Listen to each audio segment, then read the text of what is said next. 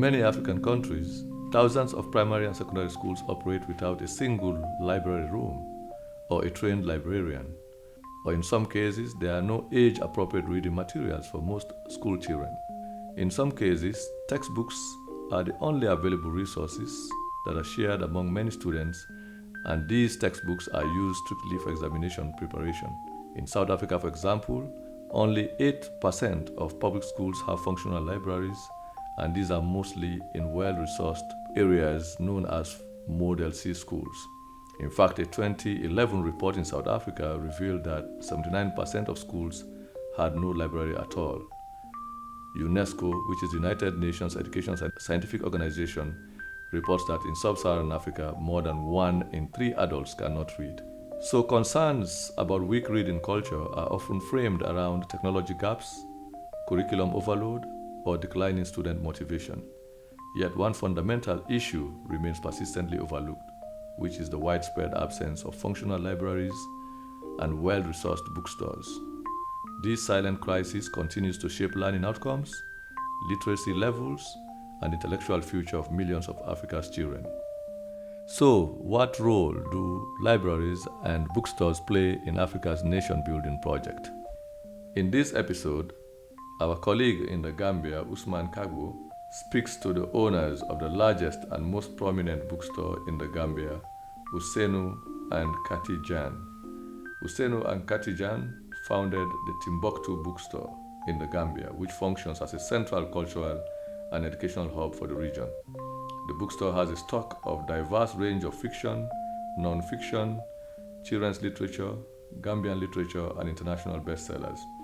With a rooftop cafe terrace that hosts book clubs, literary discussions, and community events, the Timbooktoo Bookstore in the Gambia also supplies textbooks and learning materials to schools throughout the region, not just in the Gambia, but in Senegal and in nearby countries. In this interview, Mr. and Mrs. Jagne talks about the reading culture in Africa, the role of the Timbooktoo Bookstore, and how their bookstore has provided space for learning and intellectual development in the Gambia.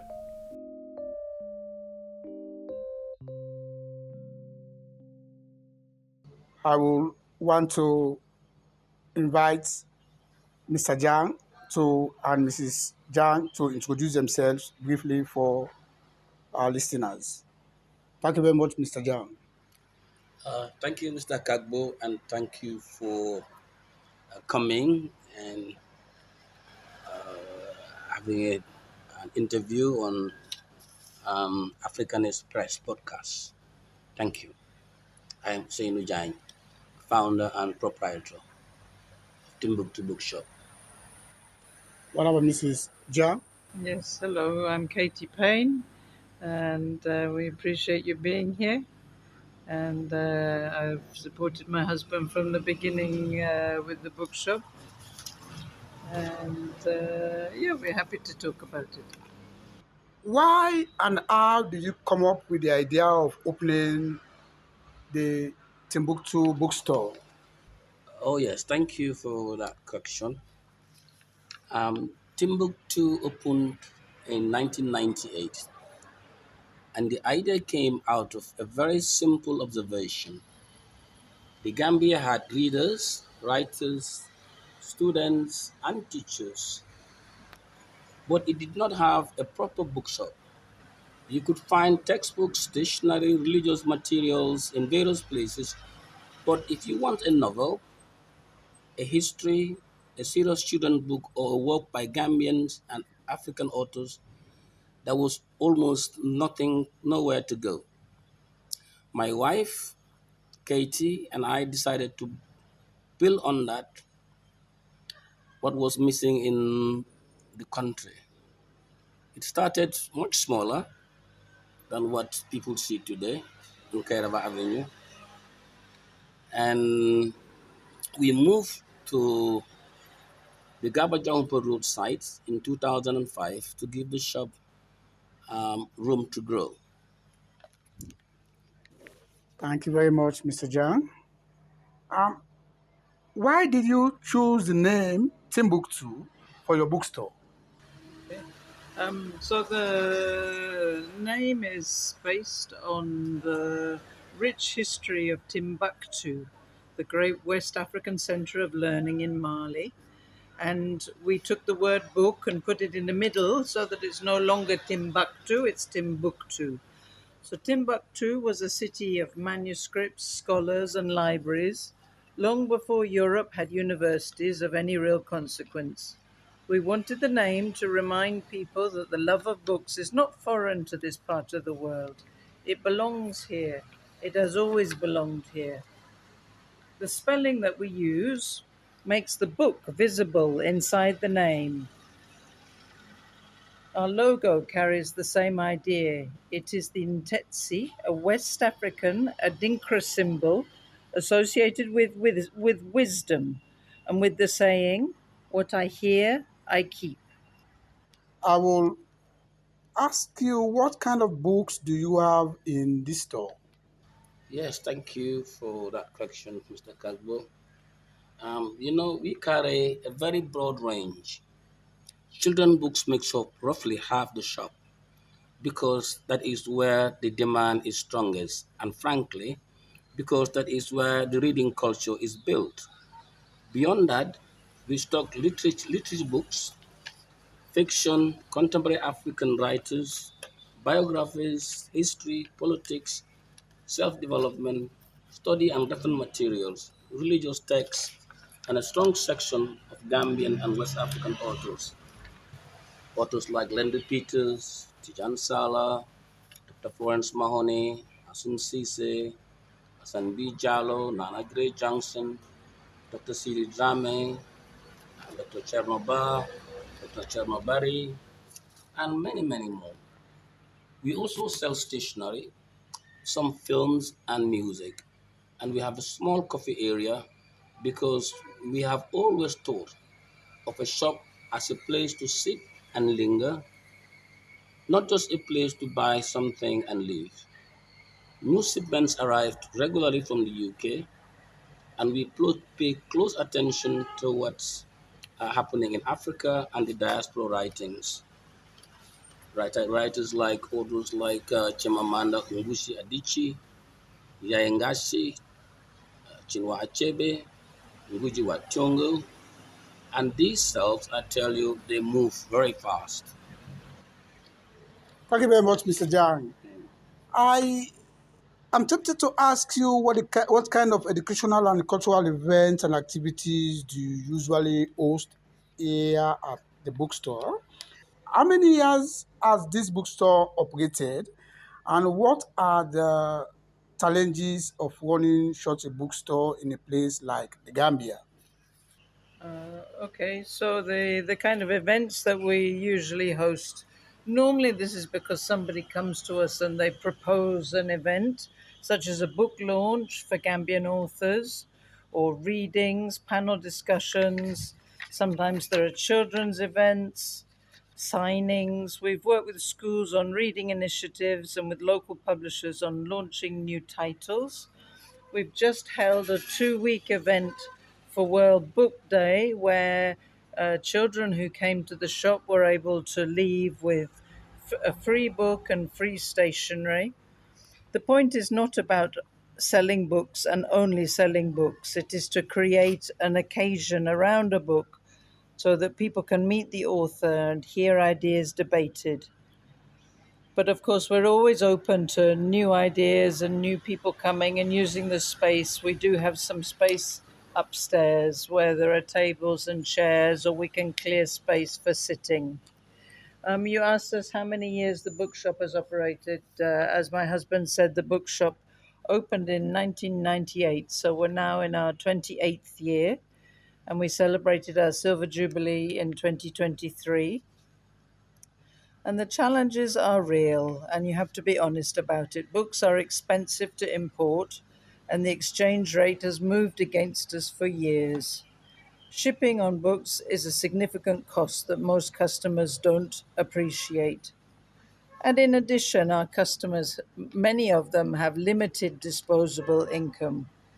And so, of course, they have their essential spending, which must come first.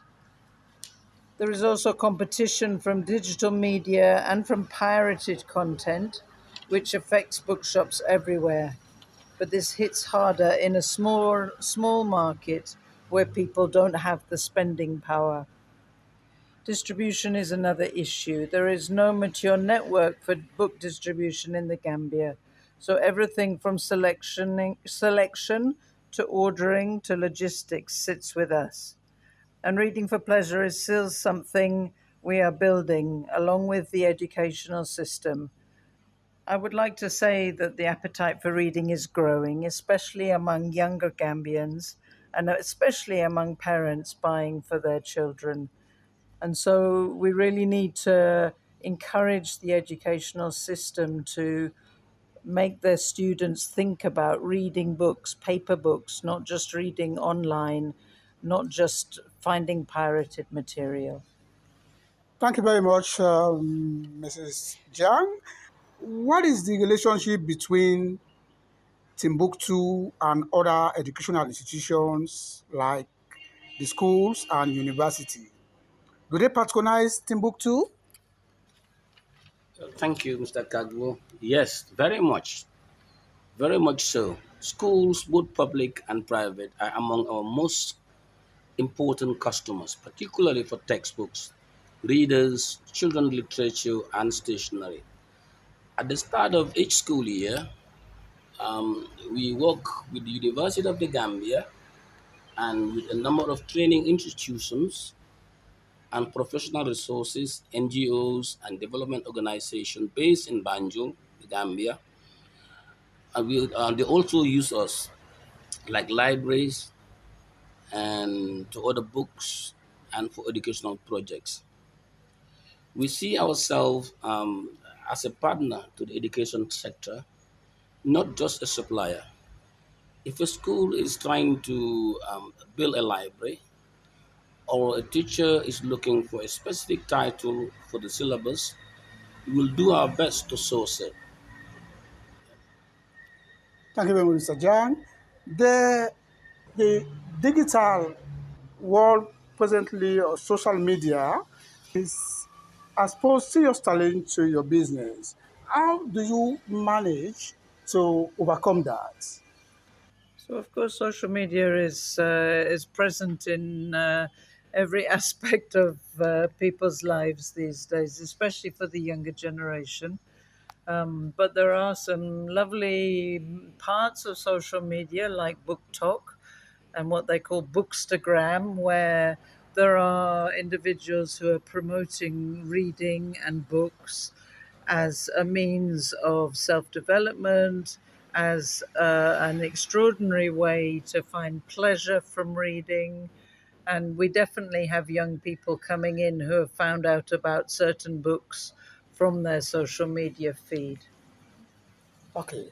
What's your view to the notion that the reading culture is dying in Africa with reference to the Gambia as ascribed to by Mrs. Jiang earlier on?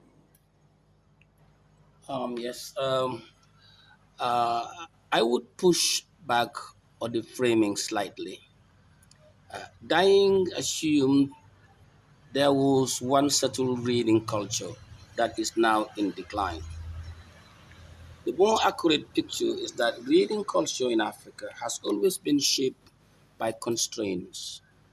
Cost of books, for example, colonial curricula, limited publishing infrastructure, and the dominance of oral tradition, which is itself a form of deep literacy, not just on a paper base.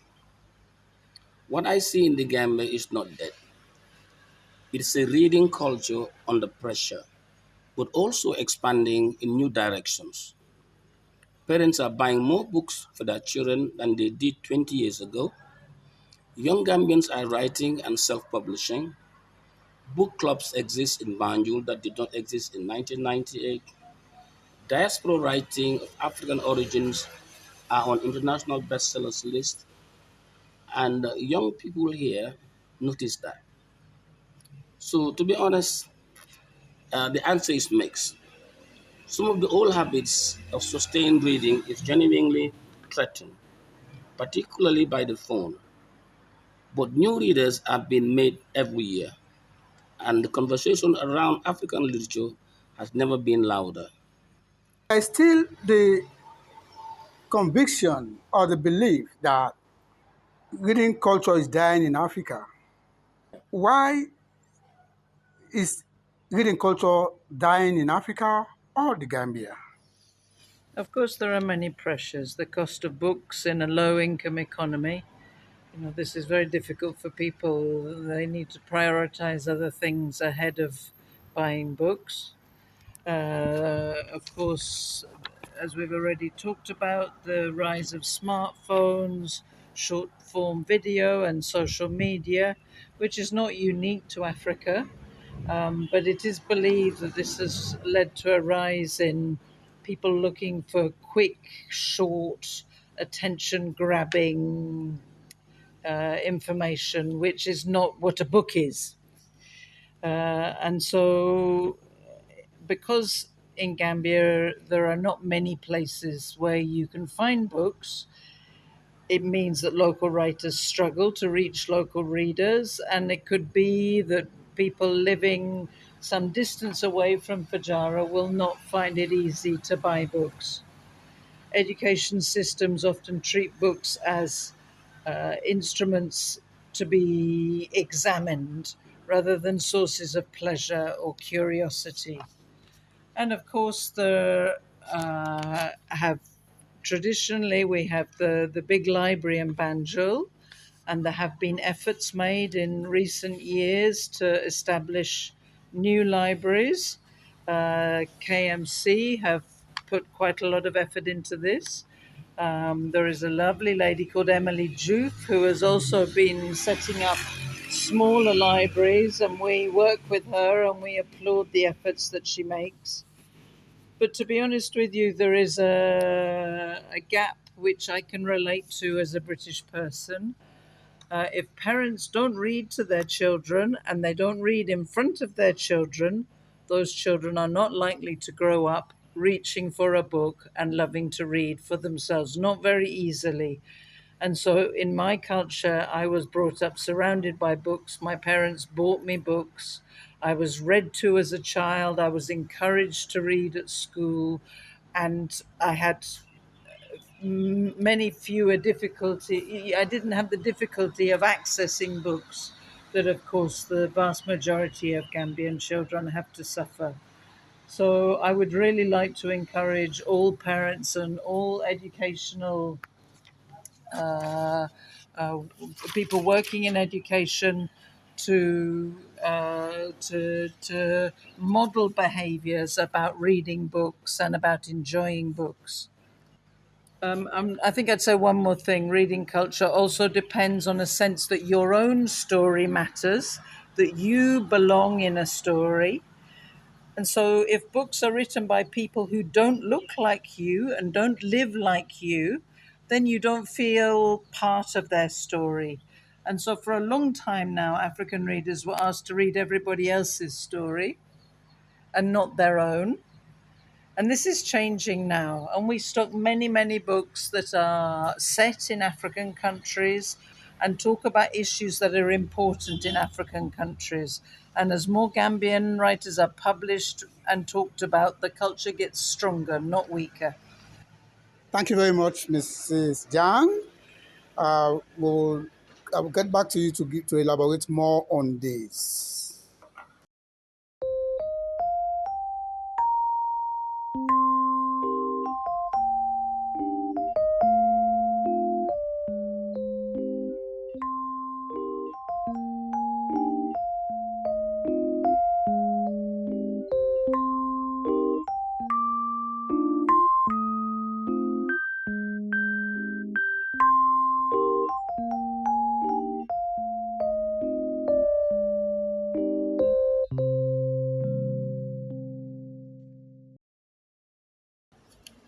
Mr. Jang and Mrs. Jang, we are have been looking at why is the reading culture dying in Africa or the Gambia. Now, I will want us to briefly touch on the benefits society is losing as the strong reading culture dies in Africa and, of course, particularly, specifically in the Gambia. What are the benefits society is losing as the strong reading culture dies in the Gambia and by Well, extension, Africa? well, it's obvious, quite a lot, and most of it is not obvious until it is already gone.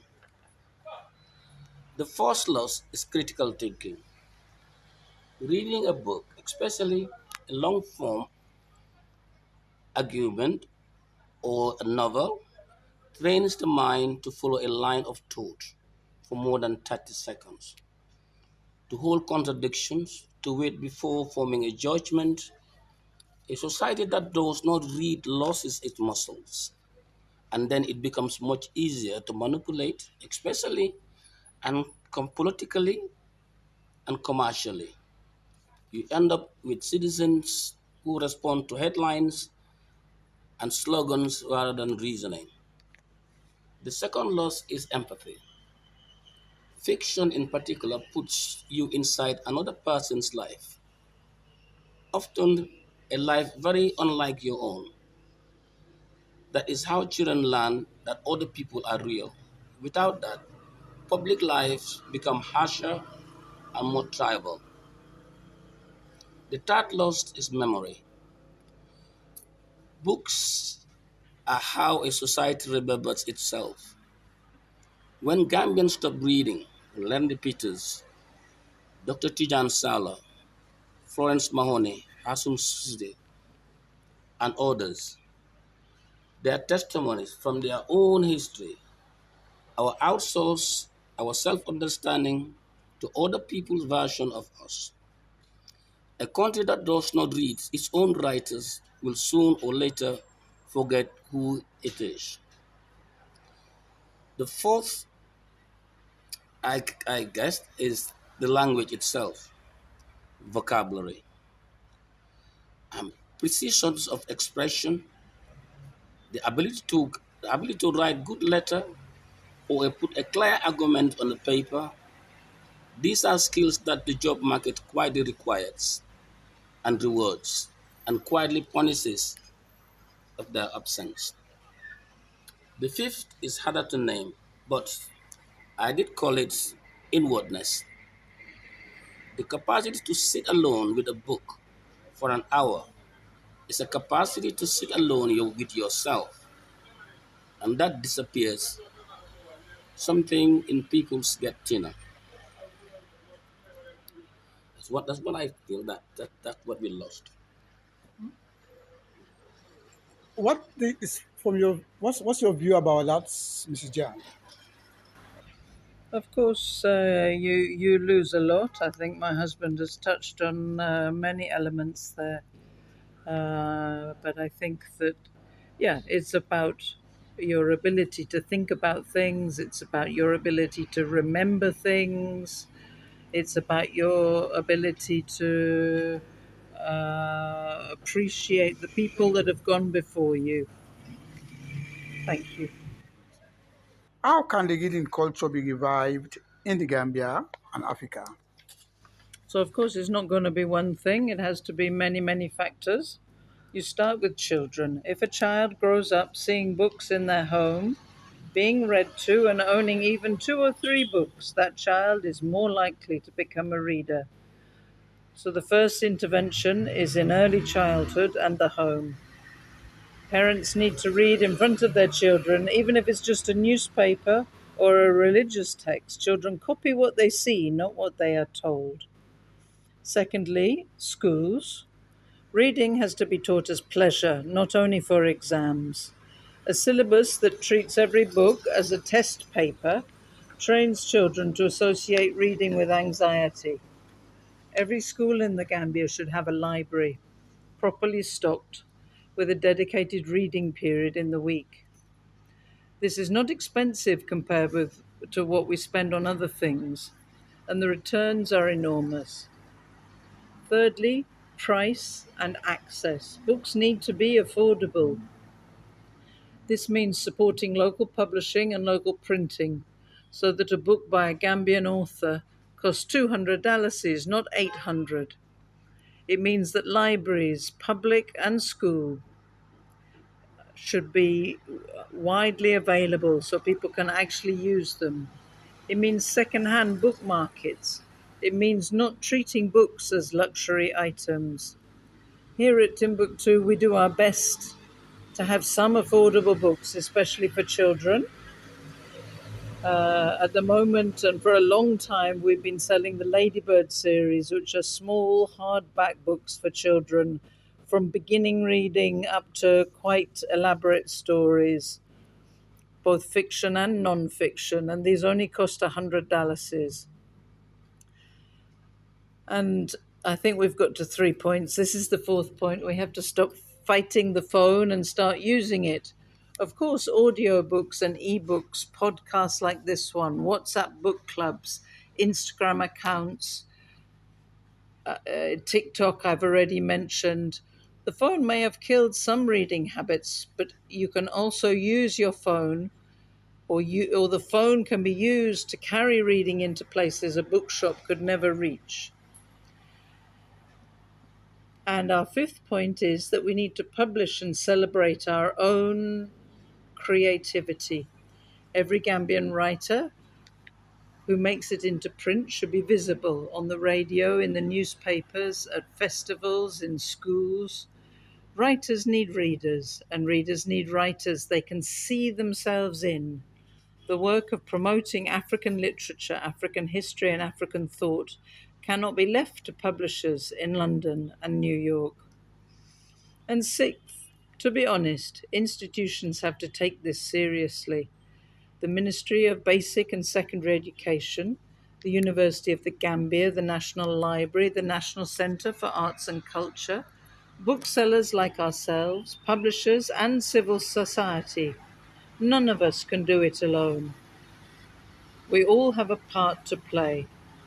If we pulled in the same direction for 10 years, a generation of Gambian readers would emerge. A reading culture is not a thing you're born with or lose forever. It is built carefully by the many people who work to build it. Thank you very much, Mr. and Mrs. Jagne. What will you say is your contribution to developing or increasing the reading culture in the Gambia? I'm going to come back to the points that I just made. I talked first about children, and so we're always delighted when children come through the shop. They don't have to be children with $1,000 in their pocket. They can be wearing slippers, and they can be finding this to be a big adventure, and they perhaps come with somebody who could spend $100, and they can buy a ladybird. That gives us enormous, enormous pleasure. So I would like to feel that we've put books into the hands of children that wouldn't have had books if we were not here. The second point that I talked about earlier on was schools. And of course, we work very, very closely with schools.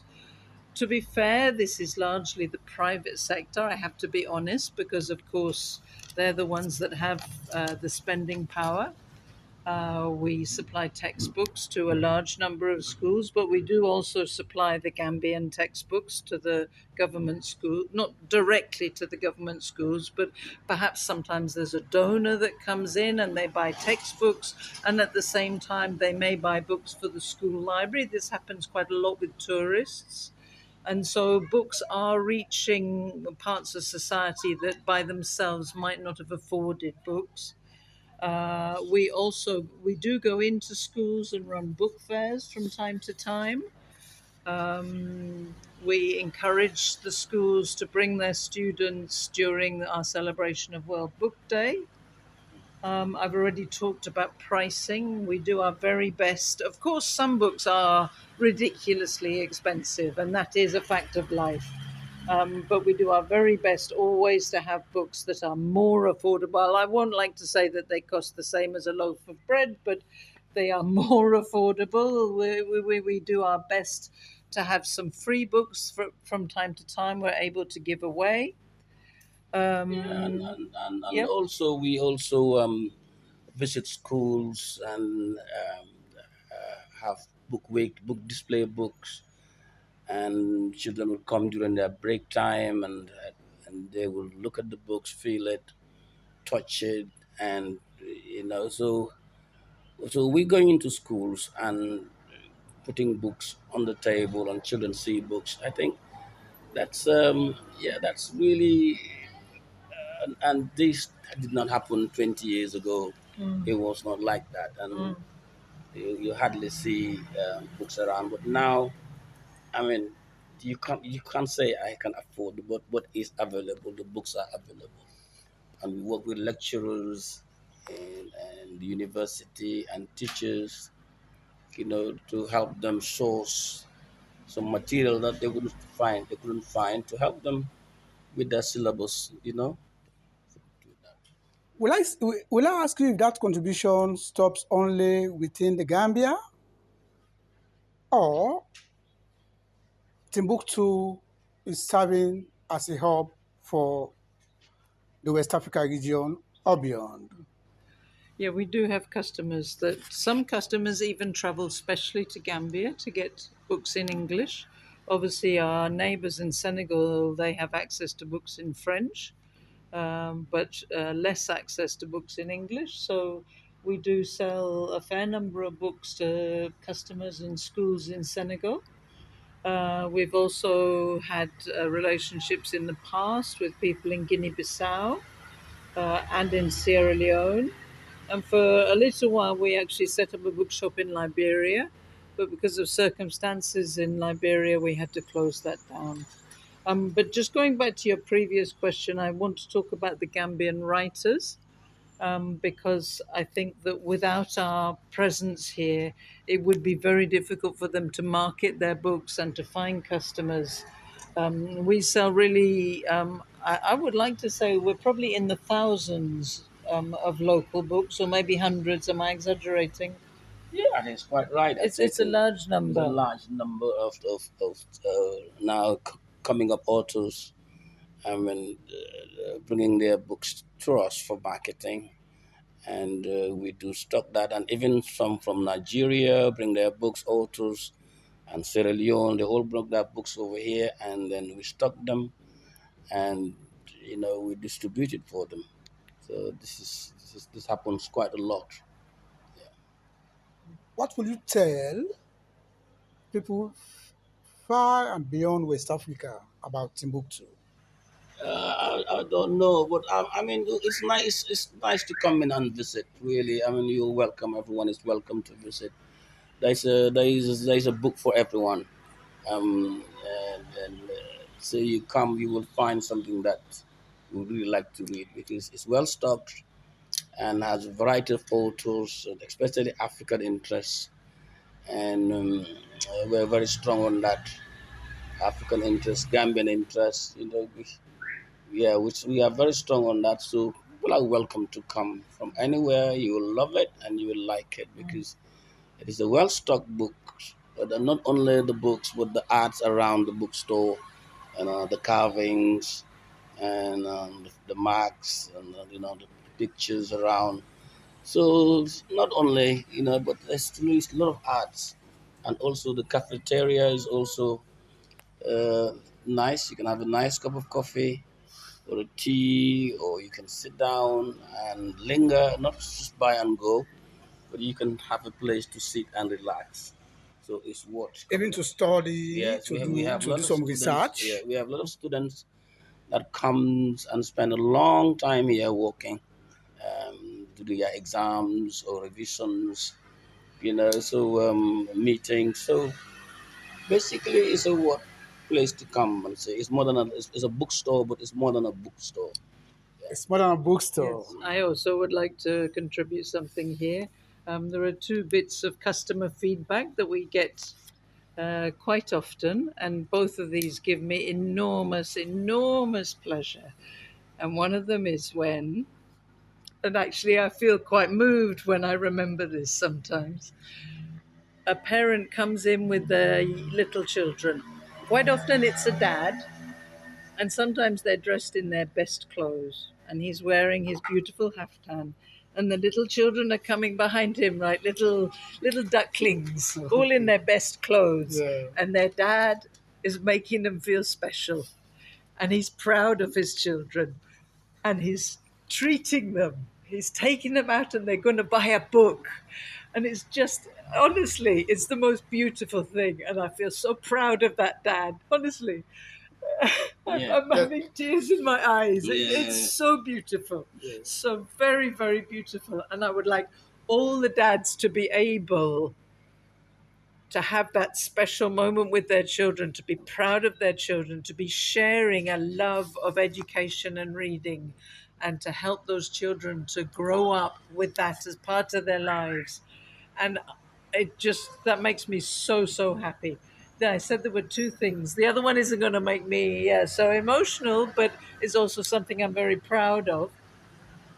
And this is a different kind of customer, maybe a customer who is well traveled.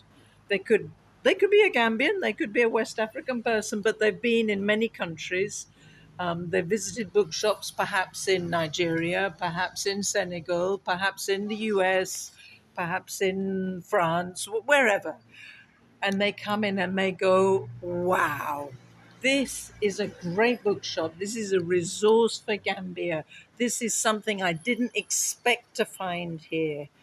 And sometimes they say, Gambians don't realize how lucky they are, that this is something very special. You don't find this in Freetown. You don't find this in Monrovia. Even in Ghana, in Nigeria, you find a different kind of bookshop with a less. I don't want to be rude to bookshops in Ghana and Nigeria, so maybe I won't say that, but they're often very focused on educational materials, and we like to feel that we have a really wide selection. Of course, the educational materials are important, but we have a huge selection of fiction and non-fiction and self-improvement texts that our local customers really appreciate. And so we get these beautiful comments from our customers that make us feel that it's all worth the hard work. Thank you very much. So we can say, in a nutshell, Timbuktu is a special bookshop. Thank you very much.